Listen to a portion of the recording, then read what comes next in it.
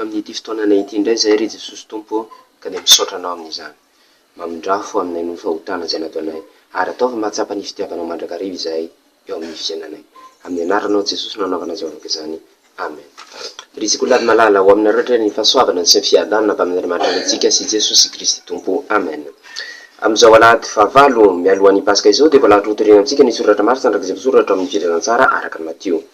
Filanan-tsara araka ny Matio toko fasivy andiny fa enina amby telopolo ka hatramin'ny andiny fa fito. Matio toko fasivy andiny fa enina amby telopolo ka hatramin'ny fa fito zao vavakanteny ny anaran'i Jesosy. Ary noho nahita ny vahoaka Jesosy dia naonena azy ny fijerin'ireo satria nampahantraina ireo ka nafoy toy ny ondry tsy misy mpiandry. Dia hoy izy tamin'ny mpianany, be ny vokatra fa ny mpiasa ny vitsy. Ko amin'izany dia mangatà amin'ny tompony vokatra mba hampandehanany mpiasa hamory ny vokatra. Ary Jesosy niantso ny mpianany 12 lahy ankeo aminy ka hanome azy fahefana hamoaka fanahy maloto sy asitrana ny aretina rehetra mba mirofo rehetra. Ary zao ny anaran'ny apôstôly 12 lahy.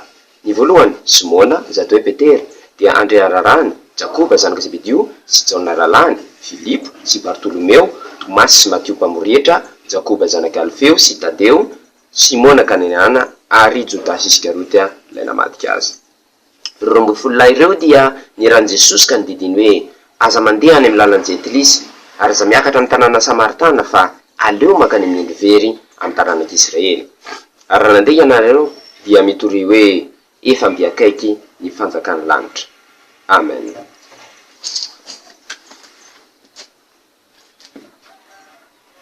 Be ny vokatra fa ny mpiasa no vitsy. Ko amin'izany dia mangatà amin'ny tompony vokatra mba hampandehana ny mpiasa hamory ny vokatra.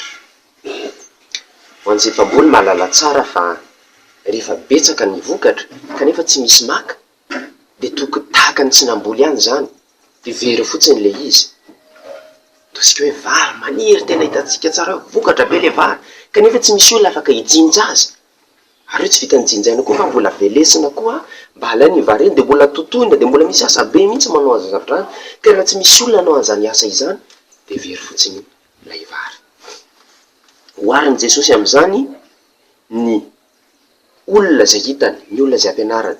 Be dia be ilay olona mangetaheta, famonjeny mangetaheta tenin'Andriamanitra kanefa tsy misy olona afaka hizara amin'izy ireo tenin'Andriamanitra. Ary marobe ny olona mitahika izany eo amin'ny fiangonantsika. Eo amin'ny fiangonana misy anareo zao mety maromaro mba mpianatra sekoly alahady, mety misy pastora foana isaky ny alahady, fa any amin'ny fiangonana sasany any sekoly avy malala misy fiangonana zay 2, 3, ary misy ray aza, ary misy aza tena tsy misy mihitsy aza mpampianatra sekoly alahady ao amin'ny fiangonana io. Dia misy koa aza isam-bolana any izy mba misy pastora tonga ho aminy. Antsika mety misy foana isaky ny alahady, indrindra fa tsika izay miditra indroa. Fa amin'ny fiangonana sasany dia tena tsisy pastora fa indray mandeha isam-bolana ao amin'ireny fiangonana ireny. Ireny fiangonana ireny indrindra no nangatahany Jesosy eto hoe mangatà amin'ny tompony vokatra mba hantehana ny mpiasa hamory ny vokatra. Mila olona ireny fiangonana ireny, mila mitondra mbavaka ireny fiangonana ireny isika fa tsy mijerina ao am-piangonantsika ihany hoe any anay efa marobe mpampianatra sekoly alahady, zay efa mana pastora mazoto tsara mihitsy. Fa any amin'ny fiangonana ireny dia tena mila mpampianatra sekoly alahady, mila pastora, mila mpiandro koa. Ary ireny fiangonana iverintsika hoe vitsy-mpiandro ireny koa dia anjakany ny asan'ny devoly. Misy tanàna mbola manao ody ratsy, misy tanàna mbola be mpamosavy mandatsaka varatra, misy zany a. Fa tsika izay be mpiandro ao amin'ny fiangonantsika mety tsy mahatsapa an'izany. Mivavah ho an'ireny toerana ireny, aza mijery ao amintsika ihany. Ary nao amintsika koa ara misy ihany a, mety mijery tsika hoe mandeha tsara ny asa ao fa misy olona tena anjakany maizina, mila hiasana.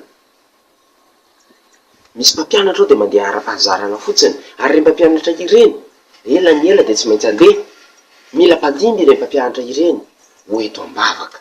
Ny pastora amintsika ireny na olona na iainga dia miala amintsika ireny, mila mpandimby izy ireny. Mba misy olona ve zao am-piangonantsika mba manolo tena hianatra ho pastora ohatra, na olona na oaingana ireny olona marobe hitantsika ao am-piangonana ireny dia tsy maintsy andeha mitondra mbavaka an'ireny olona ireny. mety amintsika reto ihany koa, amintsika reto indrindra koa nandiby azy reny tsara zay saingy zao eno tsara ny antso antsika mitondra ambavaka mba hisy ny mpiasa andeha anao ny asan'Andriamanitra mandrakariva satria nahoana tsy mora izany asa izany. Ny fahasoavan'i Jesosy Kristy Tompo, ny fitiavan'Andriamanitra ray, ny firaisana sy ny fombona amin'ny fanamasina ho amin'ny arereveny hatramin'izao mandrakizay. Amen. Vavaka isika. Tsy mora tokoa ny manao ny asanao re Jesosy Tompo, ka vitsy indraindray no manao izany asa izany any amin'ireo toerana tena mila izany. Miasa re Jesosy amin'ireny mpanokonao ireny mba azo hery izy ireo anao izany asa izany. Voninahitry naronao zavaka izany. Amen.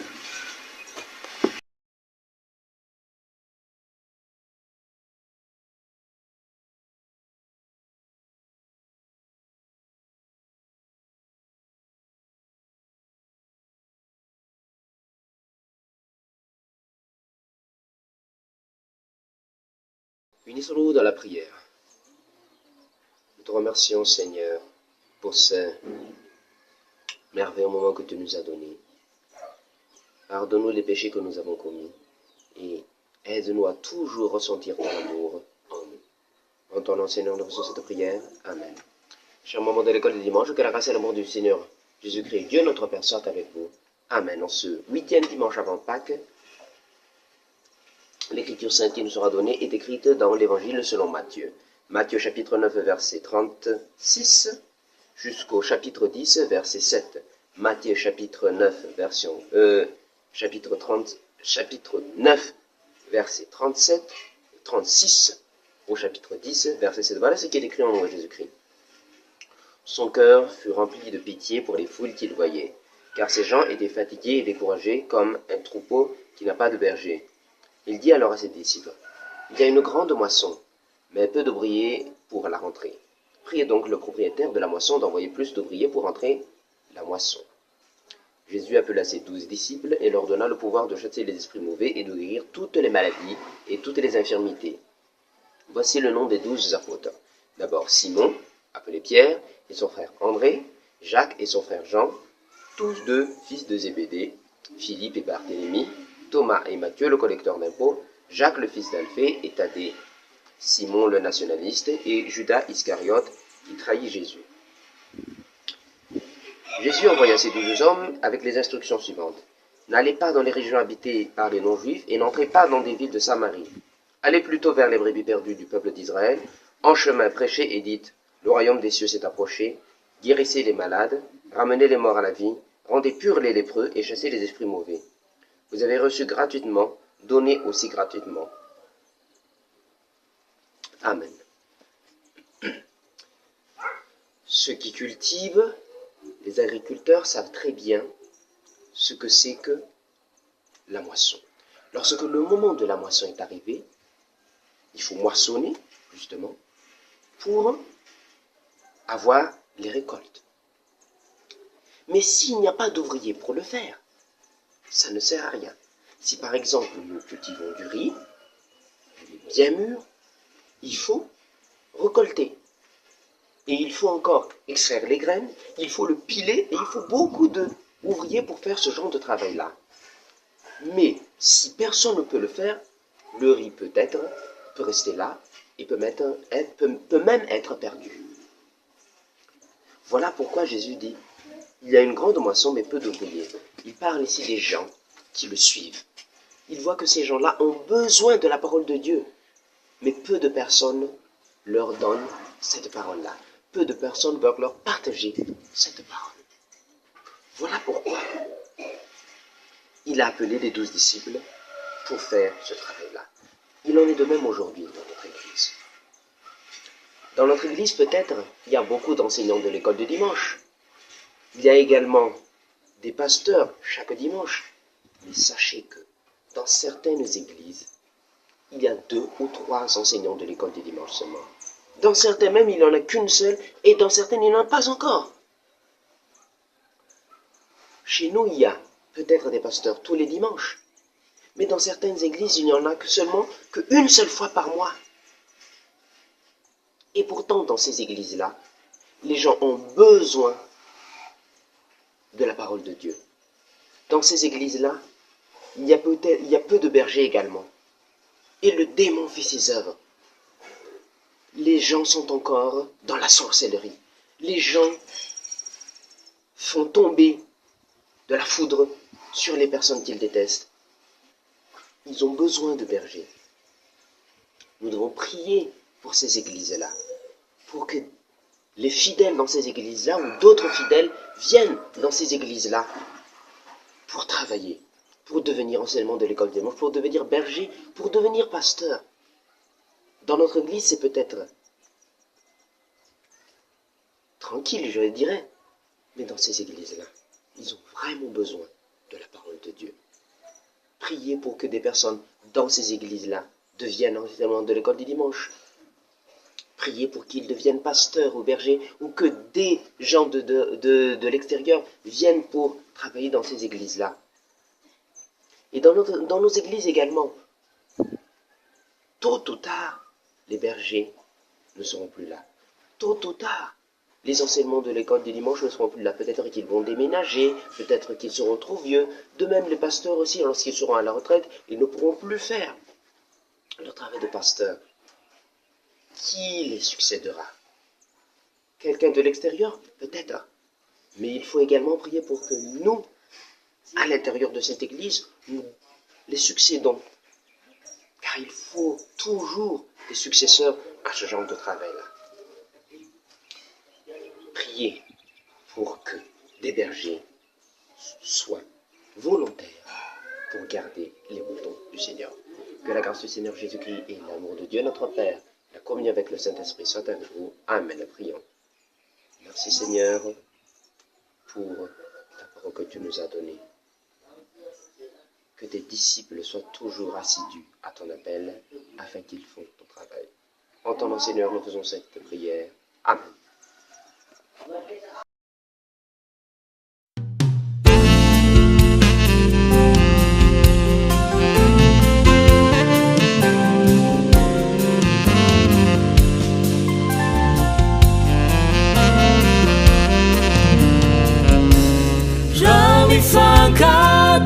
Isika dia Kristi Nitoetra anatintsika ny fitiavany zay no ahafantarana fampianany toko kometezare andeha hifankaty fifankatiavana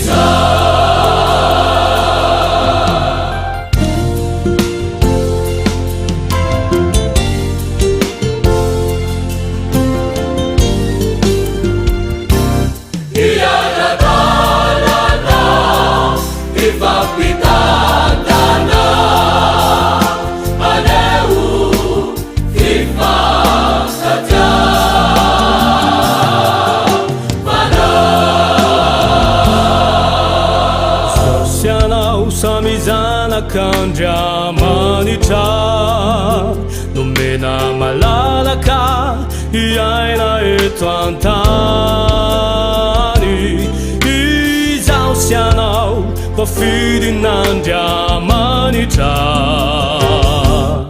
itoriny fitiavany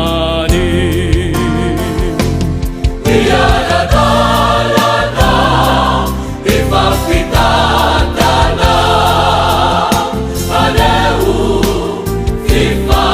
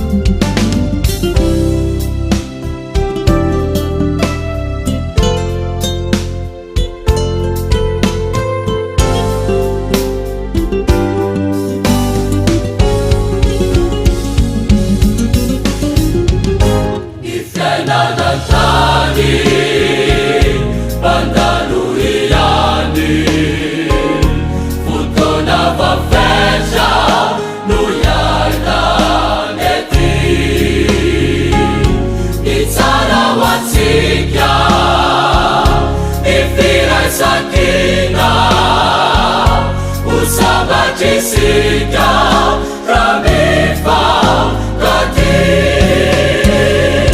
Usama Jessica Ramefa Gati Usama Jessica Ramefa Gati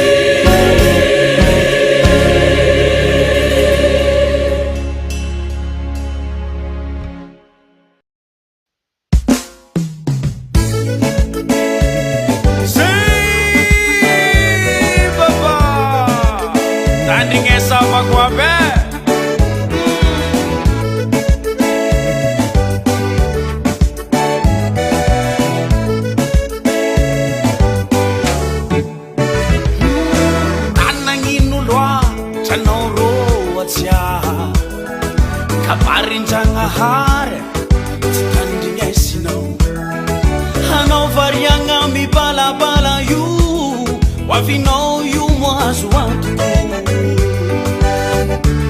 Waro Rana nginulwa Tanauro watia Kaparinjangahare Titandingesino Hanovarianga mi bala bala you Wavino you mwazu watu Hey, Draco Draco Sakabarana Tadinesa Bandindi Anamanafa Vivafa Jesus Sivangulo Hantayana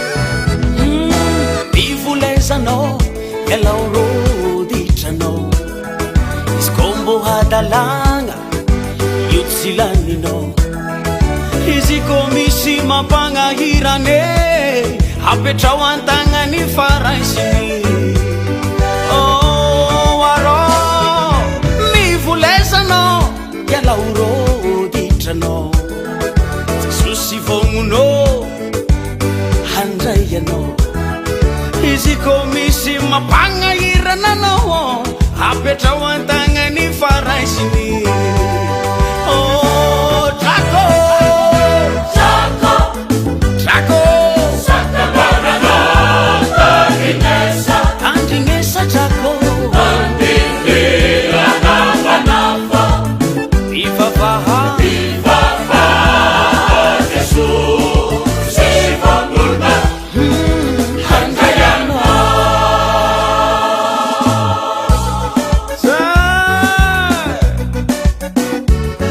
Sava kwabe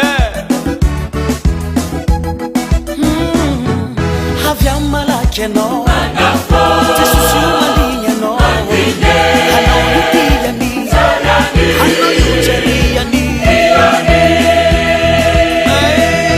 Kaya vyama lake no Jesusu malinya no Hano yutia ni Hano yucheria ni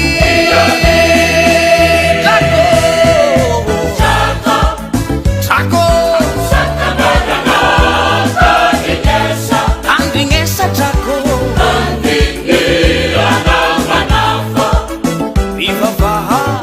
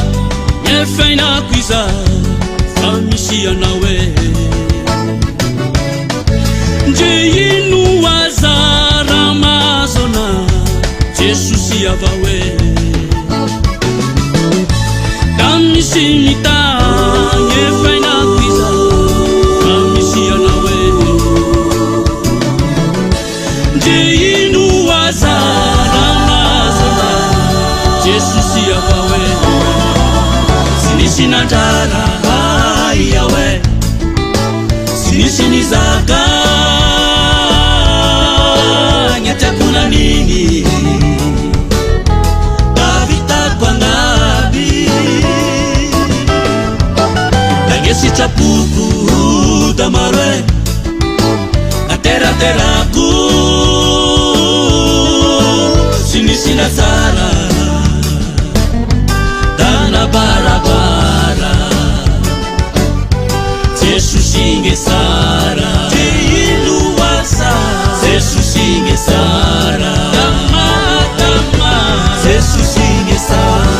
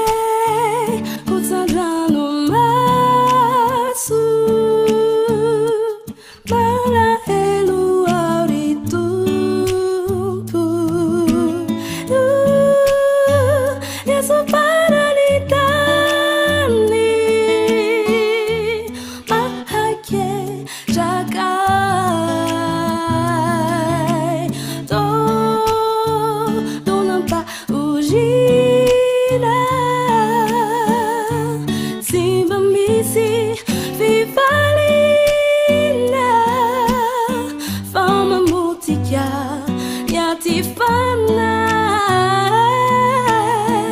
zany fiainaneto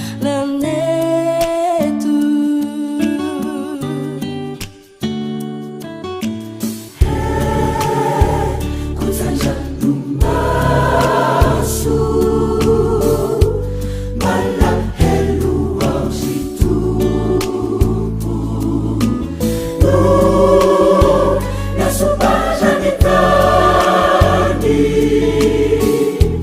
mahaketraka to tonapahozina sy mba misy fifarina fa mambotika anaty fanay samy fiainaneto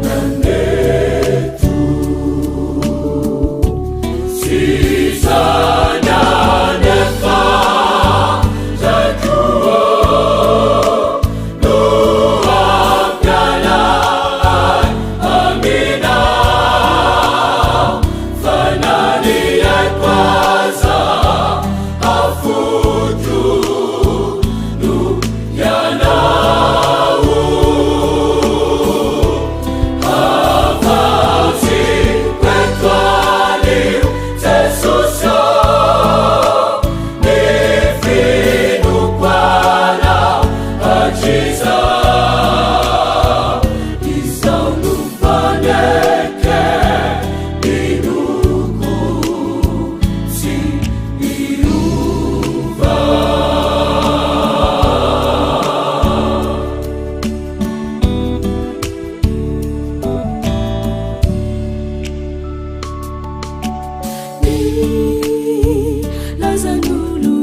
lazan'olodina mahatsiaro izery ka de misento mangina mila tao overy semba nantenana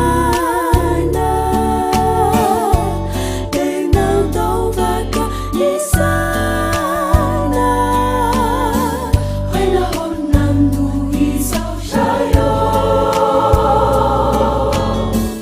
no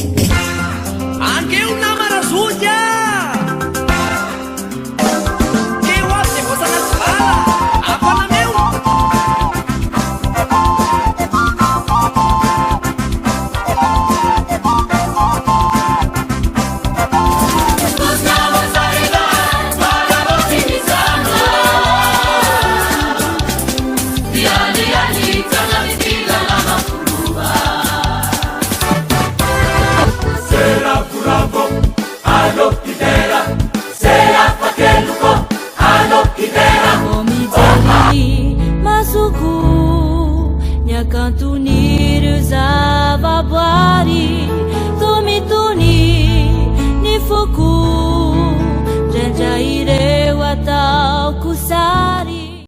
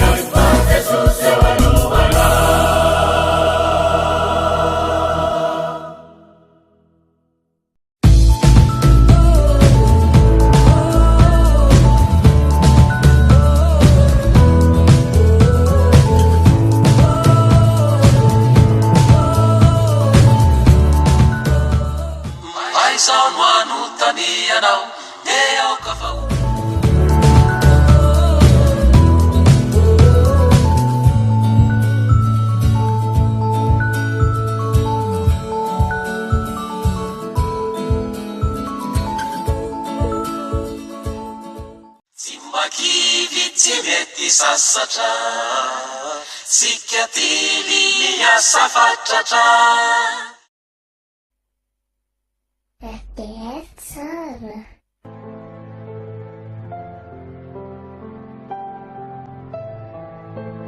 Kana dia kely indrindra aza no niandohanao dia ho lehibe indrindra no hiafaranao. Joba toko fahavalo ny andinin'ny fahafito. Radio Teny Fiainana FM 91.2.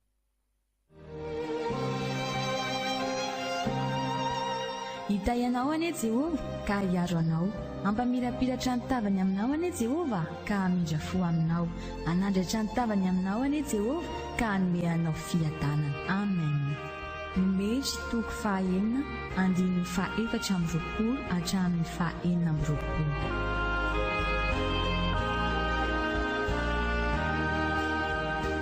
L'Éternel te bénisse et te garde. L'Éternel fasse lever la lumière de sa face sur toi et use de grâce envers toi. L'Éternel lève sa face sur toi et te donne la paix. Amen. Nombre chapitre 6, versets 24 à 26.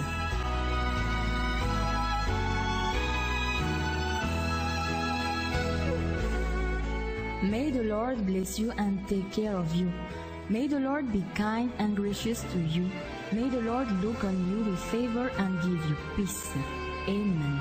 Number chapter 6, verse 24 to 26.